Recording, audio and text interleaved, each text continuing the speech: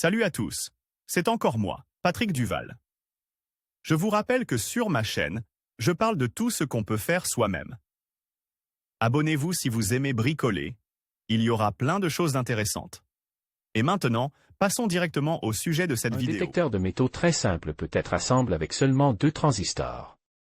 Un tel appareil convient parfaitement à la recherche rapide d'objets métalliques à faible profondeur. L'ensemble du circuit et la bobine peuvent être assemblés en seulement 30 minutes. Vous aurez besoin de 2 transistors BC547, des condensateurs 103 pF, 22 pF, 103 pF, une résistance de 2,2 kΩ, résistance variable de 50 kΩ, fil de 0,3 mm, buzzer. Schéma et fonctionnement. Le générateur d'impulsion à haute fréquence est monté sur le premier transistor. La résistance variable permet de régler le mode limite de génération. Dès que du métal apparaît dans la visibilité de la bobine, le générateur tombe en panne et cesse d'osciller. Tous les transistors s'ouvrent l'un après l'autre et le buzzer est alimenté, ce qui produit un signal sonore. Une fois le métal retiré de la bobine, la génération reprend. Fabrication du détecteur de métaux. L'ensemble du circuit sera assemblé sans carte par montage sur charnière.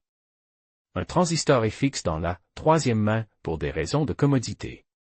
Souder l'émetteur d'un transistor à la base de l'autre. Souder les condensateurs selon le schéma, la résistance variable. Souder le buzzer et le condensateur. Fabriquer une bobine. Nous prenons un cadre quelconque d'un diamètre de 5 à 7 cm et nous y enroulons des spires de 20 tours plus 20 tours ou seulement 40 tours. Avec une branche au milieu. Souder la bobine au circuit. Souder la barrette d'alimentation à partir de la couronne. Le circuit est prêt à fonctionner. Alimentez-le. Ajustez la limite à laquelle le son du buzzer disparaît avec une résistance d'accord. Maintenant, si vous apportez un objet métallique, le générateur s'arrêtera et le buzzer émettra un signal sonore.